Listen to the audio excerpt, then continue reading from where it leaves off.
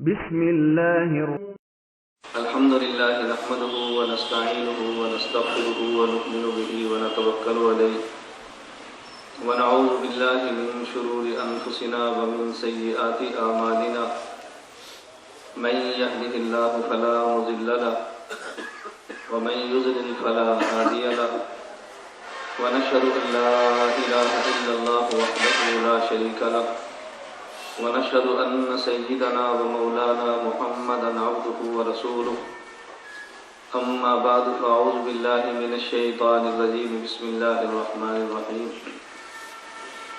اعلموا أنما الحياة الدنيا لعب ولهو وزينة وتفاخر بينكم وتكاثر في الأموال والأولاد وقال النبي صلى الله عليه وسلم الموت تحفة المؤمن اللهم صل على محمد وعلى آل محمد كما صليت على إبراهيم وعلى آل إبراهيم إنك حميد مجيد اللهم بارك على محمد وعلى آل محمد كما باركت على إبراهيم وعلى آل إبراهيم إنك حميد مجيد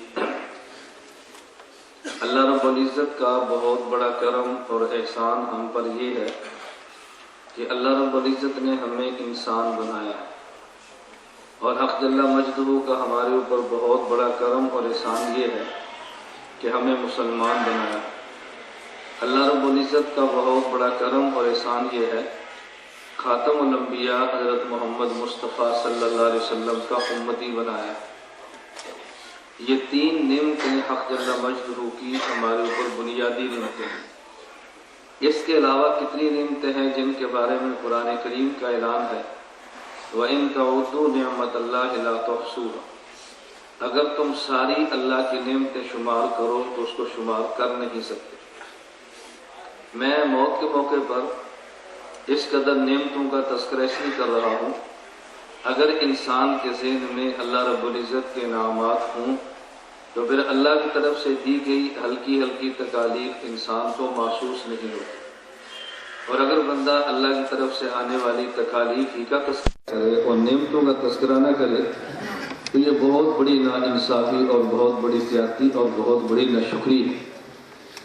اللہ رب العزت نے عام انسان کے مزاج بیان فرمایا ہے فَأَمَّا الْإِنسَانُ إِذَا مَا ابْتَلَاهُ رَبُّهُ فَأَكْرَمَهُ وَنَعَمَهُ فَيَقُولُ رَبِّي أَكْرَمَنِ، کہ جب اللہ انسان کو نعمت عطا فرمائے تو انسان کہتا ہے اللہ نے میرے اوپر بہت بڑا کرم فرمایا۔ وَأَمَّا إِذَا مَا ابْتَلَاهُ فَقَدَرَ عَلَيْهِ رِزْقَهُ فَيَقُولُ رَبِّي أَهَانَنِ، اور جب اللہ اس کو امتحان میں ڈالے اور کچھ نعمتیں لے لے تو یہ کہتا ہے خدا نے مجھے ذلیل کر کے رکھ دیا۔ کس قدر یہ ظلم کی بات ہے، اللہ عطا فرمائے تو انسان خوشی کا اظہار کرے اور اللہ کچھ لے لے تو انسان اس پہ دکھ کا اظہار کرے۔ ایک ہوتا ہے طبعاً خوشی اور دکھ کا محسوس ہونا، ایک ہوتا ہے دکھ اور خوشی کا ضرورت سے زیادہ اظہار کرنا، دو باتیں الگ الگ ہیں۔ حضرت شیخ مجدد الفسانی سرہندی فاروقی رحمۃ اللہ علیہ اپنے ایک مکتوب میں ارشاد فرماتے ہیں کہ ایک وقت میرے اوپر ایسا آیا کہ اگر کوئی خوشی ہوتی تو مجھے خوشی محسوس نہ ہوتی اور اگر کوئی دکھ ہوتا تو مجھے دکھ محسوس نہ ہوتا۔ ایک وقت ایسا آیا میرے اوپر، لیکن میں نے بتکلف اپنے اوپر خوشی کا اظہار بھی کیا اور دکھ کا اظہار بھی کیا۔ کیوں؟ اس لیے کہ خوشی کے موقع پر خوش ہونا اور دکھ کے موقع پر غمزدہ ہونا رسول اکرم صلی اللہ علیہ وسلم کی سنت ہے۔ تو اگر اتنی بڑی سنت مجھ سے چھوٹ جائے تو کتنا دکھ ہوگا۔ اس لیے فرماتے خوشی کے موقع پر میں بتکلف خوش ہوتا اور غم کے موقع پر تکلف کر کے غم کا اظہار کرتا، حالانکہ مجھے نہ خوشی پر خوشی محسوس ہوتی نہ دکھ پر دکھ محسوس ہوتا، یعنی اللہ تعالیٰ کی رضا بالقدر کی ایسی کیفیت سے گزر رہا تھا کہ میرے سامنے دکھ اور خوشی کے اسباب مساوی ہو گئے۔ اللہ رب العزت ہمیں یہ بات سمجھنے کی توفیق عطا فرمائے۔ دکھ انسان پر آتا ہے لیکن دکھ کے وقت بھی اللہ کے انعامات کو یاد رکھے تو بے دکھ بندے کو ضرورت سے زیادہ محسوس نہیں ہوتا۔ اور بنیادی بات یاد رکھنے کی ہے، میں نے عرض کیا نا کہ ہم انسان بھی ہیں، مسلمان بھی ہیں اور خاتم الانبیاء محمد عربی صلی اللہ علیہ وسلم کے امتی بھی ہیں۔ کچھ انسانیت کے تقاضے ہیں اور کچھ تقاضے مسلمان ہونے کے، اسلام کے۔ اور پھر کچھ تقاضے حضور اکرم صلی اللہ علیہ وسلم کے امتی ہونے کے۔ اللہ جتنا بڑا انسان کو منصب عطا فرمائے اتنے بڑے منصب کا انسان کو حیا بھی کرنا چاہیے۔ حضرت محمد بن ادریس امام شافعی رحمۃ اللہ علیہ کے بارے میں ہے کہ جب وہ حجام کے پاس جاتے اپنی حجامت کروانے کے لیے تو اس وقت جو حجام کی مزدوری ہوتی، مثلا حجام کی مزدوری ہے اس دور میں 10 درہم، حضرت امام شافعی رحمۃ اللہ علیہ کئی گنا اس کو زیادہ دیتے۔ کوئی شخص پوچھتا ہے جب مزدوری مثلا 10 درہم ہے تو آپ نے 50 کیوں دیے؟ حضرت امام شافعی فرماتے ہیں کہ میرے منصب کا تقاضا ہے، میں زائد اس لیے دیتا ہوں کہ اس کے دل میں علماء کی عظمت بیٹھے۔ عالم وہ نہیں ہے کہ جو حجامت کے لیے جائے تو کہ میرے کو بھی تو 10 ہی لینے، مجھ سے بھی 10 لینے، اپنے علم کو درہم پر فروخت کرتا ہے، یہ عالم کی غیرت کے خلاف۔ میں بتا یہ رہا تھا کہ بعض چیزیں ایسی ہیں کہ جس کا تعلق انسانیت کے ساتھ ہے، بحیثیت انسان بندہ یہ کام نہیں کر سکتا۔ اس پر آپ ایک چھوٹی سی مثال ذہن نشین فرمائے، مسئلہ بھی ہے اور مثال بھی ہے کہ 1,24,000 کم و بیش انبیاء علیہ السلام میں سے کسی نبی کے حرم میں فاحشہ، بد کردار اور زانیہ عورت نہیں ہے، لیکن ایسے انبیاء گزرے ہیں کہ جن کے حرم میں کافرہ عورتیں آئی ہیں۔ لوط علیہ السلام نبی ہیں اور بیوی کافرہ ہے، حضرت نوح علیہ السلام نبی ہیں اور گھر میں دیکھے ایمان نہیں ہے، بیوی کافرہ ہے۔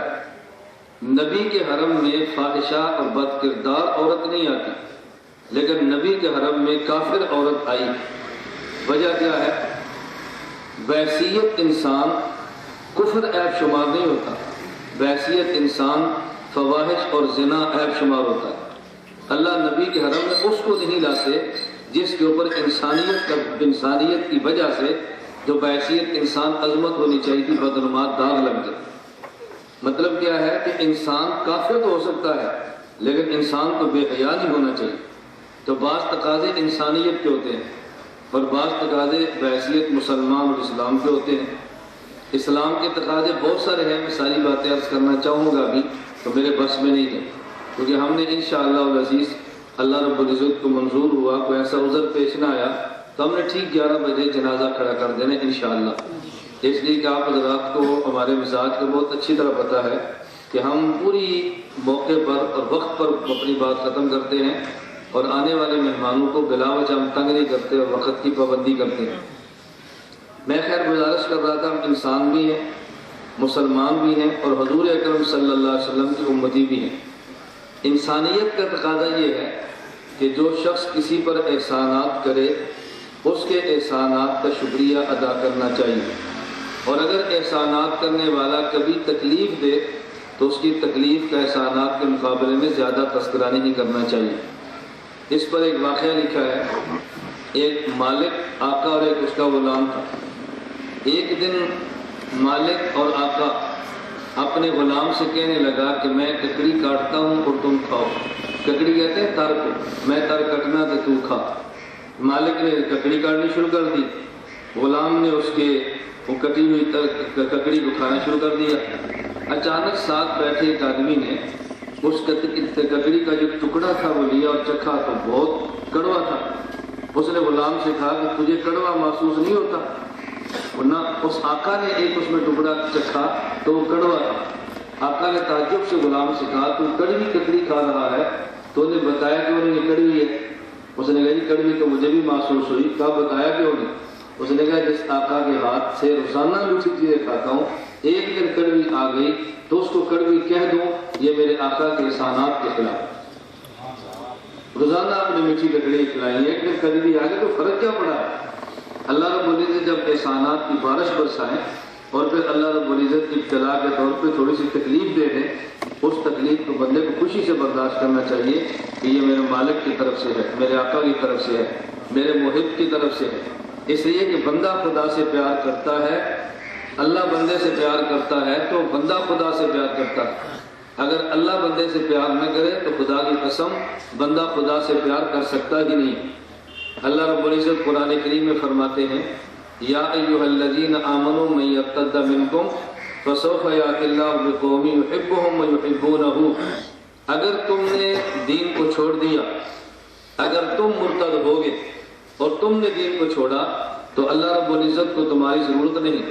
اللہ تمہارے کے بدلے ایک ایسی قوم کو لائیں گے جس کے اللہ نے صفتیں بیان فرمائی ہیں۔ پہلی صفت کیا ہے؟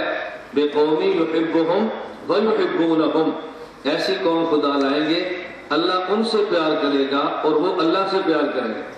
مفسرین فرماتے ہیں کہ اللہ نے پہلے اپنی محبت کا تذکرہ کیوں فرمایا؟ اپنی محبت کا تذکرہ پہلے کیوں فرمایا کہ اللہ ان سے محبت کرے گا، وہ اللہ سے محبت کریں گے؟ کیوں؟ اس لیے کہ بندہ جو اللہ سے پیار کرتا ہے یہ اس محبت کا صلہ ہے جو خدا نے پیار کیا ہے۔ اگر بندہ خدا بندے سے پیار نہ کرے تو بندہ خدا سے پیار کر ہی نہیں سکتا۔ اس لیے اللہ احسانات کی بارش برسائیں اور کچھ امتحان ابتلا عطا فرما دیں، اس پر بندے کو دل چھوٹا نہیں کرنا چاہیے۔ حضور اکرم صلی اللہ علیہ وسلم کے لخت جگر حضرت ابراہیم کا انتقال ہوا تو رسول اکرم صلی اللہ علیہ وسلم کے آنکھوں سے مبارک آنسو بہہ پڑے۔ جو بعض صحابہ نے کہا انت یا رسول اللہ، اللہ کے نبی آپ کی آنکھوں سے بھی آنسو بہہ پڑے؟ نبی کریم صلی اللہ علیہ وسلم انہا لرحمت، یہ اللہ کی طرف سے جو باپ کے دل میں محبت ہوتی ہے اس محبت کا اظہار ہے، یہ رحمت ہے، خدا کی شفقت ہے۔ پھر رسول اکرم صلی اللہ علیہ وسلم نے عجیب ارشاد فرمایا کہ دیکھو آنکھ سے آنسو نکلتا ہے، دل میں غم آتا ہے، لیکن خلاف شریعت تب ہے جب اس آنکھ کے آنسو اور دل کے غم پہ زبان بولنا شروع کرے، زبان کنٹرول میں رکھے، پھر آنکھ کے آنسو اور دل کے حزن پہ کوئی خدا نے صدمے اللہ کے بندے کو مواخذہ نہیں فرماتے۔ خیر ایک دو باتیں کہ میں نے اس لیے عرض کی ہیں کہ جس طرح کسی بھی شخص کی اولاد جائے، اس اولاد کے جانے پہ جو والد یا ماں کو دکھ ہوتا ہے یہ دکھ بتانے کی ضرورت نہیں ہے۔ اور میں اپنے طلباء سے گزارش کر رہا تھا کہ اولاد میں فرق ہوتا ہے۔ میری ساری اولادوں میں سے مجھے سب سے زیادہ محبت کسی سے تھی، اس کی کتنی وجہ ہیں وہ میں بہت ساری وجہ بتاؤں گا تو طلباء تو سمجھیں گے، باقی لوگ اس کو نہیں سمجھیں گے اس محبت کی وجہ کیا ہے۔ حضرت یعقوب علیہ السلام کے 12 تھے، ان میں سب سے زیادہ یعقوب علیہ السلام کے دل میں اللہ نے محبت حضرت یوسف کی ڈالی۔ اور کیوں؟ اس لیے کہ امتحان یوسف کی وجہ سے لینا تھا، پہلے دل میں محبت ڈالی اور پھر بیٹے کی وجہ سے صدمہ دیا، یہ دیکھنے کے لیے کہ میرا یعقوب اس صدمے پر شریعت کا کتنا خیال کرتا ہے۔ اللہ نے پہلے ہمیں اس عبدالرحیم کی محبت دی ہے اور اس کے بعد ابتلا دیا ہے۔ اللہ ہم سب کو ابتلاؤں سے محفوظ رکھے، ہم بہت کمزور ہیں، امتحانات سے خدا ہم سب کی حفاظت فرمائے۔ میں خیر گزارش ہی کر رہا تھا، اس بات کو اچھی طرح سمجھے، ہمیں بحیثیت انسانیت کے تقاضوں کا بھی خیال رکھنا چاہیے۔ بحیثیت انسان ہمارے ذمہ ہے انسان کا خیال کرنا، غریب کا خیال کرنا، حتیٰ کہ جانور اور چوپاؤں کا خیال کرنا، یہ انسانیت کا تقاضا ہے۔ اگلا معاملہ بحیثیت مسلمان ہونے کا کہ جو احکام اللہ رب العزت نے ہمارے ذمہ لگائے ہیں ان احکام کا ہم ادائیگی کریں اور احکام کو بجا لائیں۔ اس سے اگلا مسئلہ ہے رسول اکرم صلی اللہ علیہ وسلم کے امتی ہونے کا۔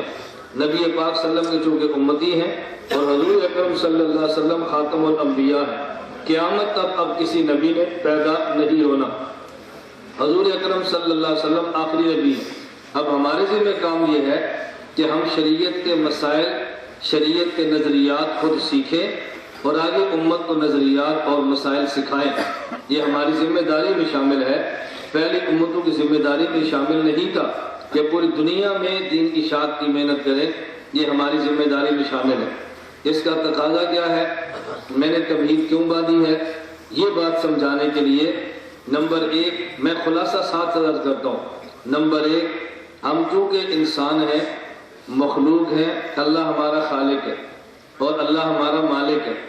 مالک کو اپنی مملوک میں اور خالق کو اپنی مخلوق میں تصرف کا پورا حق حاصل ہوتا ہے، لہذا مالک کے سامنے کہنا آپ نے کیوں کیا ہے، اس کا مطلب یہ ہے کہ ہم نے دل سے اس کو مالک مانا ہی نہیں ہے۔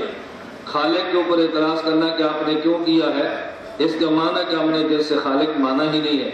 جب مان لیا تو پھر اعتراضات کے دروازے بند کر دینے چاہیے۔ جب کسی کی موت کی خبر سنیں تو اس پر شریعت کا حکم ہے کہ زبان سے 2 جملے کہیں، انا للہ و انا الیہ راجعون۔ یہ 2 جملے کیوں کہتے ہیں؟ اس لیے کہ جب کسی آدمی کو صدمہ پہنچے، اس پر کسی کی موت پہ آدمی کو دکھ ہو تو دکھ 2 قسم کے ہوتے ہیں۔ پہلا دکھ یہ ہوتا ہے کہ یہ جلدی گیا ہے، اس کو ابھی جانا نہیں چاہیے تھا۔ پہلا بچہ ہے، جوان ہوتا، بوڑھا ہوتا، بوڑھا ہو تو تب بھی لوگ رو پڑتے ہیں کہ نہیں اس کو کچھ سال اور زندہ رہنا چاہیے تھا۔ ہمارے ہاں آپ میں سے بہت سارے وہ احباب جو میری سابقہ زندگی سمجھتے ہیں اور ہمارے رشتہ دار ہیں یا میرے گاؤں کے ہیں، وہ صحیح بات میری سمجھ سکتے ہیں، بقیہ کو شاید میری پوری بات سمجھنا ہے۔ میں سمجھانا چاہوں گا تو شاید تب بھی سمجھنا ہے۔ جن مشکلات سے میں گزرا ہوں ان مشکلات کو باہر کے لوگ نہیں جانتے، یا میری برادری جانتی ہے، میرے رشتہ دار جانتے ہیں، یا میرے قرب و جوار کے لوگ جانتے ہیں۔ اب ان مشکلات کے دور میں ہماری ماں کی دعائیں اور باپ کی دعائیں شامل تھی۔ میں صرف جملہ کے لگوں، اب جب بھی ہمارے خواتین ہمارے گھر میں آتی ہیں وہ حسرت سے یہ بات کہتی ہے کہ کاش اس کی ماں زندہ ہوتی تو جس نے دکھ دیکھے وہ آج سکھ بھی دیکھتی، جس نے جیلیں دیکھی اور بہاریں بھی دیکھتی۔ یہ میں نے بات کیوں کی ہے؟ ہماری خواہش ہوتی ہے کہ اس کو ابھی نہیں مرنا چاہیے، کچھ دیر بعد مرے۔ اب ان کی خواہش کیا تھی کہ اس کی ماں کچھ سال پہلے فوت نہ ہوتی، کوئی سال گزار کے جاتی۔ تو بندے کے دل میں ایک صدمہ یہ ہوتا ہے ابھی نہ مرتا، کچھ عرصے بعد مرتا۔ اور دوسرا صدمہ کیا ہوتا ہے؟ یہ ہر وقت میرے پاس تھا اور دیکھو مجھ سے جدا ہو گیا، یہ صدمہ ہوتا ہے۔ اس سے قبل بھی میرا ایک بیٹا عبید اللہ بہادر فوت ہوا ہے، ایک چھوٹی بیٹی عفیفہ فوت ہوئی ہے، یہ دو بیٹی اور بیٹا بھی فوت ہوا۔ میں یقین کرے بعض باتیں سمجھانا چاہوں بھی تو طلباء تو سمجھتے ہیں جو پاس رہتے ہیں، باہر والوں کو قلبی کیفیات سمجھانا بڑی مشکل ہوتی ہے۔ مجھے یاد ہے میں گھر میں وضو کر رہا تھا اور چھوٹا بچہ عبید اللہ یا عبداللہ مجھے یاد نہیں ساتھ کھڑا ہوا تھا۔ میرے دل میں فوراً ایک حدیث مبارک آئی کہ نبی کریم صلی اللہ علیہ وسلم نے جو اعلان فرمایا ہے کہ اگر کسی کی دو اولادیں فوت ہو گئیں تو جنت میں والدین کو لے کر جائیں گے۔ امی عائشہ رضی اللہ عنہ نے پوچھا حضرت اگر کسی کی ایک ہو، فرمایا ایک فوت ہو گئی تو والدین کو جنت میں لے کر جائے گی۔ اب غیر شعوری طور پہ اور بغیر میرے چاہنے کے ایسی دل میں خیال آئے کہ میرا بھی کوئی چلا جائے، اور جب یہ خیال آتا پھر میں خود کو جھٹکتا، یہ بھی تو خیال لانے والی بات ہے، اور تھوڑے مغفرت کے اللہ کے راستے موجود ہیں۔ مطلب یہ خواہش ہوتی تھی اللہ یہ نعمت عطا فرمائے۔ میں خیر بتا رہا تھا بیٹا بھی ہوا اور بیٹی بھی چلی گئی۔ تو میں اللہ رب العزت سے، آدمی پیار کی خدا سے باتیں کرتا ہی ہے، میں کہتا اللہ نے مغفرت کے اولاد کے نصاب ہوتے ہیں، ہمارا تو نصاب بھی پورا ہو گیا ہے، یہ تو نصاب کے اوپر کا ایک بیٹا ہے نا، اور اللہ کا دیکھو کتنا کرم ہے، اللہ نصاب سے اوپر بھی نعمت عطا فرما دے۔ خیر کی بات میں کہنے لگا، وہ چونکہ چھوٹے تھے، ایک 6 ماہ کا 4 ماہ کا، میرا وقت ان کے ساتھ نہیں گزرا، میری بیوی کا وقت گزرا ہے۔ میں کبھی آیا چلا گیا، آیا اور چلا گیا۔ یہ جو بیٹا فوت ہوا 3.25 سال، اس کا وقت میرے ساتھ گزرا ہے، اور جس کا وقت بہت ساتھ گزرا ہو اس کے جانے میں دکھ بہت ہوتا ہے۔ میں بتا ہی رہا تھا کہ 2 باتوں پر بہت صدمے میں 2 باتیں ہوتی ہیں۔ نمبر 1 ابھی نہیں جانا چاہیے، کچھ دیر بعد جاتا۔ نمبر 2 مجھ سے جدا ہو گیا۔ یہ ہر وارث اور لواحق کے صدمے ہوتے ہیں۔ اللہ رب العزت نے دونوں کا علاج بتایا ہے، فرمایا زبان سے وہ انا للہ، انا للہ کا معنی یہ ہے اللہ ہم مملوک ہیں اور تو مالک ہے۔ تمہارے ذہن میں یہ تھا کہ ابھی نہیں جانا چاہیے تھا، مالک کی مرضی آج بلائے، مالک کی مرضی 10 سال بعد بلائے۔ تم کون ہو تو یہ بات کہنے والے کہ ابھی نہیں جانا چاہیے تھا؟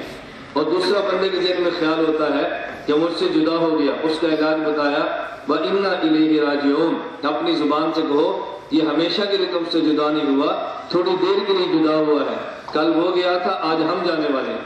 بیٹا امریکہ جاتا ہے تو ماں اس کے جانے پہ روتی ہے، پتر تو امریکہ چلا ہے، ماں کہتی ہے، بیٹا کہتا ہے اماں 4 سال کی بات ہے، گرین کارڈ مجھے مل جانا ہے، میں نے تجھے بھی بلا لینا ہے، تو ماں خوش ہو جاتی ہے۔ یہ بیٹا تسلی دیتا ہے کہ میں نے بلا لینا ہے۔ تو جب جانے والے پر دکھ تھا اللہ نے بتا دیا کہ تم گئے ہو، وہ گیا، تم بھی جانے والے ہو۔ دونوں صدمے انسان کے ختم ہو جاتے ہیں اگر انسان میں انسانیت موجود ہو، تبھی صدمے کا آنا اور بات ہے، اور اس صدمے کا بتکلف اظہار کرنا بالکل اور بات ہے۔ نمبر 1 بات میں نے عرض کیا کہ ہم چونکہ انسان ہیں اور بحیثیت انسان ہمیں اللہ کے احسانات کا تذکرہ کرنا چاہیے، اور اللہ کی طرف سے آنے والی چھوٹی موٹی تکالیف پھر بھول جاتی ہے اور ختم ہو جاتی ہے۔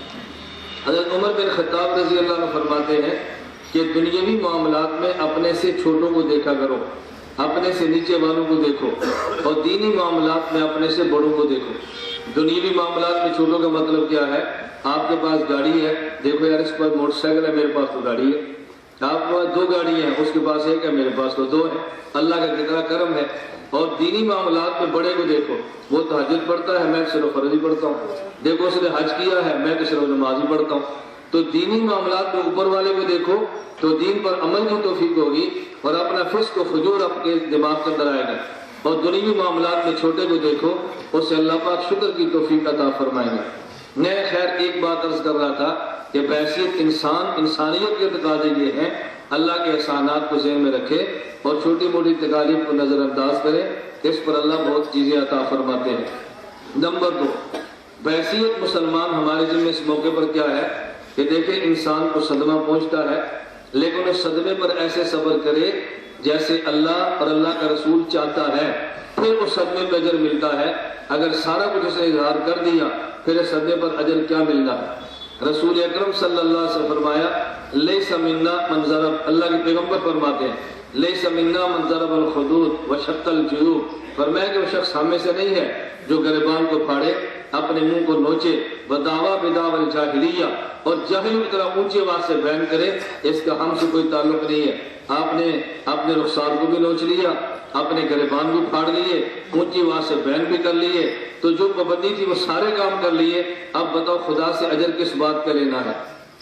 بحیثیت مسلمان چاہیے کہ جب تو موقع پر تکلیف آ جائے اس کو ہماری زبان میں کہتے ہیں کہ ایسے ہینڈل کرے جیسے اللہ رب العزت چاہتے ہیں، تو پھر اللہ اس پہ انعامات عطا فرماتے ہیں۔ بیٹے یا باپ یا کسی عزیز کے جانے کا انسان کو دکھ اور صدمہ بہت ہوتا ہے، لیکن اس صدمے کو ایسے سنبھالیں جیسے اللہ پاک چاہتے ہیں۔ اللہ مجھے اور آپ سب کو بحیثیت مسلمان اسلامی احکامات پر عمل کی توفیق عطا فرمائے۔ ہم چونکہ مسلمان ہیں، ہمارے ذمہ کیا ہے، بات اچھی طرح سمجھیں۔ جب کوئی انسان بیمار ہو اس کی بیمار پرسی کرے، اس کا علاج معالجہ کرے، لیکن جائز حدود کے اندر رہ کے کرے، حرام مال سے نہ کرے۔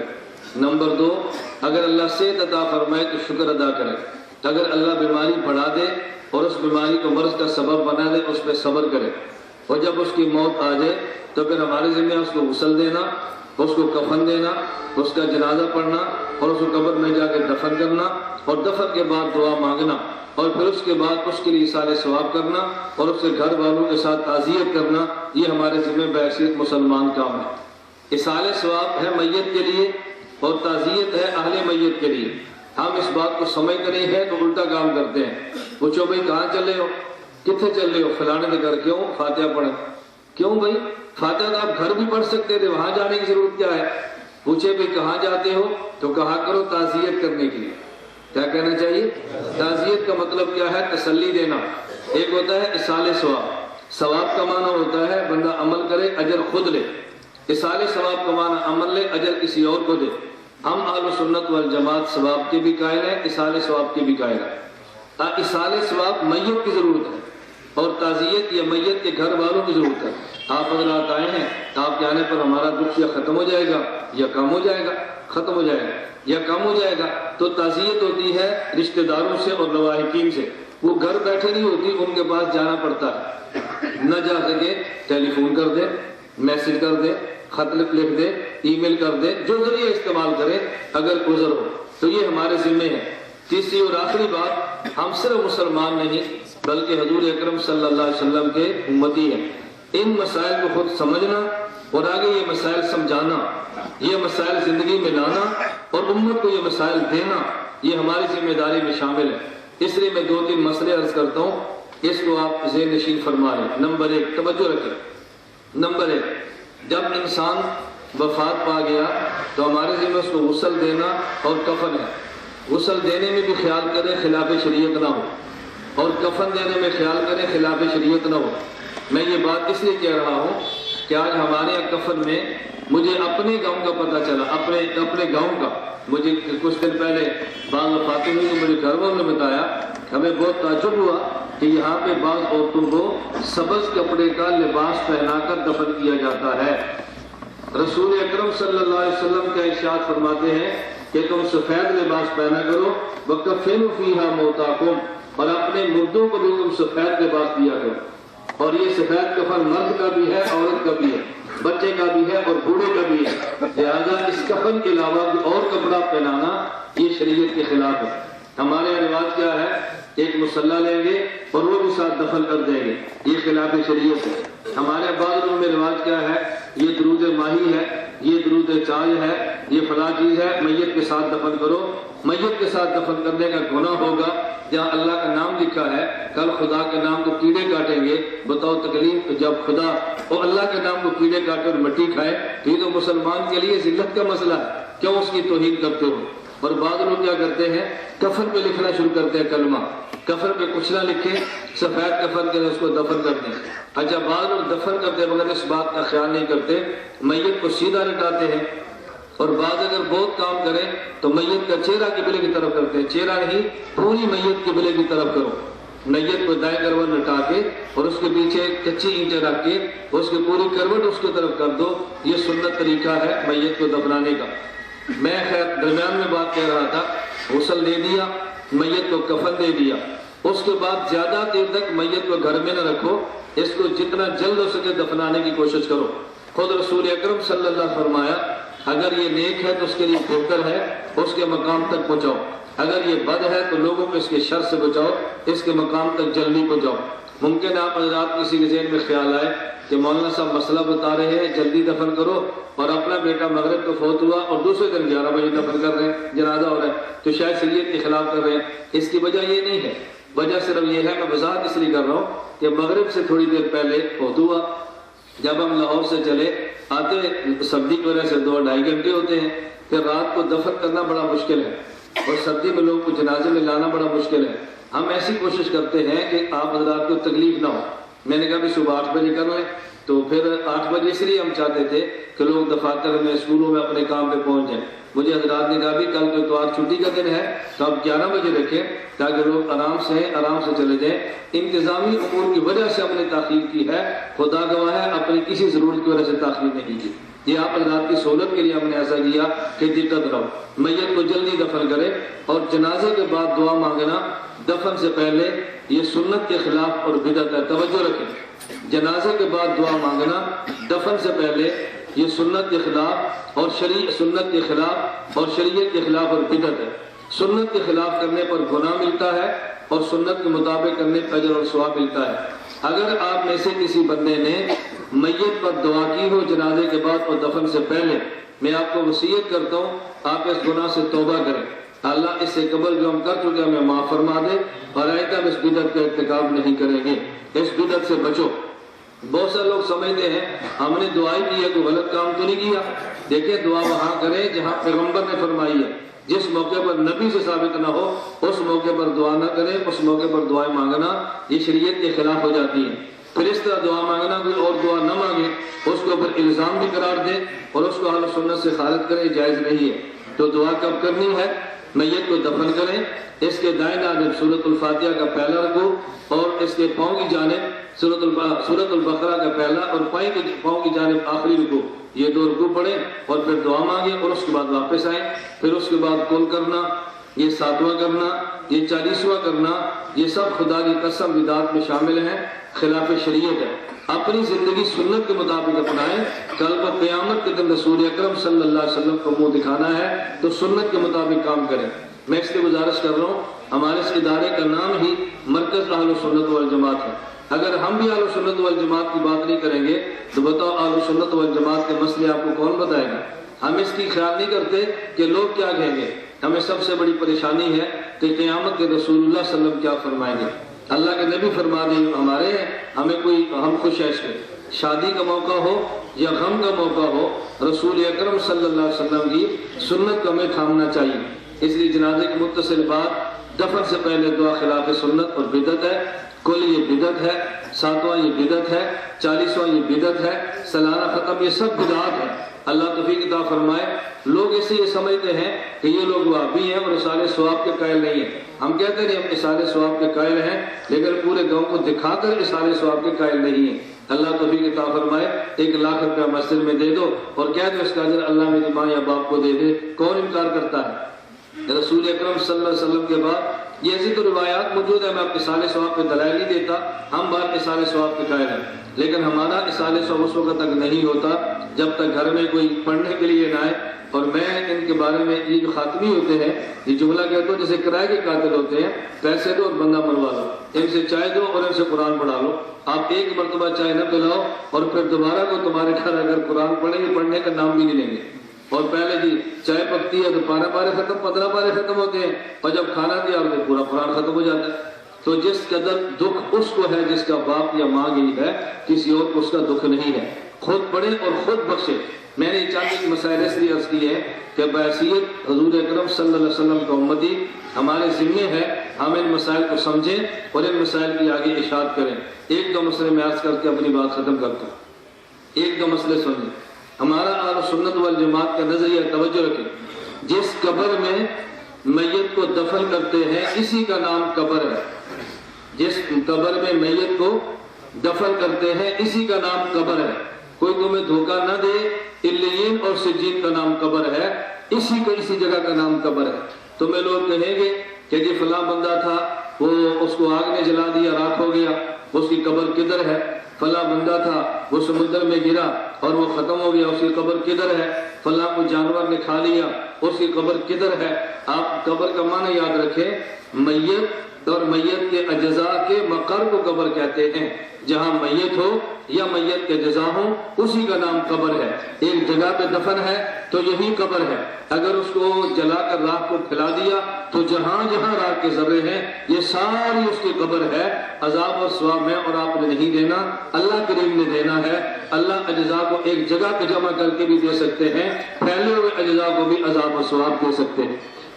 یہ مسئلہ ذہن نشین فرما رہا۔ نمبر 2 مسئلہ، قبر میں عذاب اور ثواب جو ہوتا ہے یہ روح اور جسم مسجد کے اندر سے جائے، ہاں ٹھیک لے ہو گیا، رستہ آپ دے دیں بھی ان کو آنے دو، ساتھ بیٹھے رہو بس ساتھ سے آنے دو، دیوار کے ساتھ ہے، باقی آپ بیٹھے رہے، توجہ سے سنتے رہے، توجہ سے سنتے رہے۔ ادھر آگے رہے۔ میں آپ کی خدمت میں عرض کر رہا دوسرا مسئلہ، جس قبر میں آپ نے میت کو دفن کیا ہے اس میں جسم اور روح دونوں اگر نیک ہے تو ان کو ثواب ہوتا ہے، اور اگر یہ گناہگار ہے تو اس کو عذاب ہوتا ہے۔ نہ صرف جسم کو، نہ صرف روح کو، بلکہ دونوں کو ہوتا ہے۔ اور جب میت کو دفن کریں اور اس کی قبر پہ دفن کر کے واپس آئیں، حدیث مبارک میں آتا ہے کہ دفن کر کے لوگ واپس آتے ہیں، ان کے چلنے کی وجہ سے جوتوں کی آواز پیدا ہوتی ہے، میت اس آواز کو بھی سنتی ہے۔ یہ صحیح بخاری میں روایت موجود ہے۔ اور میت کی روح کو لٹا دیا جاتا ہے۔ اس وجہ سے 3 سوال ہوتے ہیں، من ربک، من نبیک، ما دینک، تیرا رب کون ہے، تیرا نبی کون ہے، تیرا دین کیا ہے؟ اگر میت جواب دے میرا رب اللہ، میرا نبی حضرت محمد صلی اللہ علیہ وسلم اور میرا دین اسلام ہے، تو فرشتہ آسمان سے آواز دیتا ہے، فَيُنَادِي مُنَادٍ مِّنَ السَّمَاءِ أَفْرِشُوا لَهُ مِنَ الْجَنَّةِ، اس کو جنت کا بچھونا دو، البسوا لہ من الجنہ، اس کو جنت کا لباس دو، وفتحوا لہ بابا الی الجنہ، میت یہاں رہتی ہے، جنت وہاں رہتی ہے، درمیان کا دروازہ کھول دو، فیاتیہ من طیبہا وروحہا، جنت سے خوشبو اس قبر میں اس کی پہنچ جاتی ہے۔ اور فرشتہ کہتا نم کنومت العروس، ایسے سو جا جیسے پہلے رات کی دلہن سوتی ہے۔ میں ایک نکتہ عرض کرتا ہوں، فرشتہ یہ بھی کہہ سکتا ہے نم سو جا، یہ کیوں کہتا ہے کہ دلہن کی طرح سو جا؟ اس میں حکمت کیا ہے؟ 2 باتیں ذہن نشین رکھنا۔ ایک وجہ یہ ہے کہ عورت جتنی بھی بڑی ہو، خاندان عورت کا بڑا ہو، دولت والی ہو، حسن و جمال والی ہو، توجہ رکھنا، عورت کو دنیا میں کسی بھی چیز میں راحت نہیں ہوتی۔ اگر راحت ملتی ہے تو شوہر کے پہلو میں ملتی ہے۔ آدمی جتنا بھی نیک ہے، جتنا بھی برا ہو، اس کو جو راحت ملتی ہے وہ قبر کے پہلو میں ملتی ہے۔ اور دوسری حکمت سمجھنا، میں نکتہ عرض کرنے لگا ہوں، اگر کسی عورت کو آپ کا دل کرتا ہے، آپ دیکھ نہیں سکتے، میسج نہیں کر سکتے، خط نہیں لکھ سکتے، ہاتھ نہیں لکھ سکتے، کیوں؟ خدا کا بھی ڈر ہے اور خاندان کا بھی ڈر ہے۔ لیکن وہی عورت اگر کلمہ نکاح کے ساتھ آ جائے تو پورا خاندان باہر کھڑا ہوا ہے، اب اس کو ہاتھ لگانے میں کوئی ڈر نہیں۔ بالکل اسی طرح قبر ظلمت کا گھر ہے، قبر کیڑوں کا گھر ہے، قبر تاریکی کا گھر ہے، قبر خلوت کا گھر ہے، وہاں جاتے ڈر لگتا ہے۔ جس طرح جس عورت کو دل کرتا تھا، چھوتے ڈر لگتا تھا، کلمہ نکاح کے ساتھ آ جائے تو کوئی ڈر نہیں۔ جس قبر میں جانے سے ڈر لگتا ہے، کلمہ ایمان کے ساتھ آ جائے تو کوئی ڈر نہیں۔ یہ فرمایا نم کنومت العروس سے، آج تو دلہن کی طرح سو جا، اس کو ہزاروں کا ڈر تھا، کلمہ نکاح کے ساتھ آئی، اس کو بھی ڈر نہیں ہے۔ تجھے قبر کا ڈر تھا، کلمہ ایمان کے ساتھ آیا، تجھے بھی کوئی ڈر نہیں۔ اس لیے اللہ کلمے کے ساتھ لے جائے تو پھر کوئی الجھن نہیں ہے۔ میں اس لیے گزارش کر رہا تھا اللہ مجھے اور آپ سب کو شریعت کے مطابق عمل کی توفیق عطا فرمائے۔ سوال و جواب ہو جاتا ہے، اس کی روح نکال دیتے ہیں، میت سو جاتی ہے، لیکن یہ مسئلہ عام امتی کا ہے، کان کھول کے سن لیں، انبیاء کا مسئلہ نہیں ہے۔ جب نبی کی روح کو لٹا لیا جائے، نہ نبی سے سوال و جواب ہوتا ہے، نہ نبی کی روح پھر نکالی جاتی ہے۔ تعلق روح کے ساتھ انبیاء کو قبر میں حیات ملتی ہے۔ اہل سنت والجماعت عقیدہ ہے انبیاء بتعلق روح سے قبر میں زندہ ہیں، یہاں سے درود پاک پڑھو تو نبی کی قبر تک پہنچا دیا جاتا ہے، اور قبر کو درود پڑھو تو نبی کو سنا دیا جاتا ہے۔ اللہ ہم سب کو اہل سنت والجماعت کے مسلک پر کاربند رہنے کی توفیق عطا فرمائے۔ 11 بج گئے ہیں، ہم نے آپ سے وعدہ کیا تھا 11 بجے جنازہ، تو اس کے بعد میں نے عرض کیا کہ دعا دفن کے بعد ہوتی ہے۔ جو حضرات جنازے میں آگے ہیں ان کی تعزیت ہو گئی ہے، ان کو دوبارہ مستقل سفر کرنے کی ضرورت نہیں ہے، تو اس کے بعد جو وقت ہو وہ رکیں، تو جن کے بعد وقت رہا وہ تشریف لے جائیں۔ اللہ آپ تمام احباب کا آنا قبول فرمائے۔ وآخر دعوانا الحمدللہ رب العالمین۔ صفحہ درست فرما لیں، صفحہ درست فرمائے۔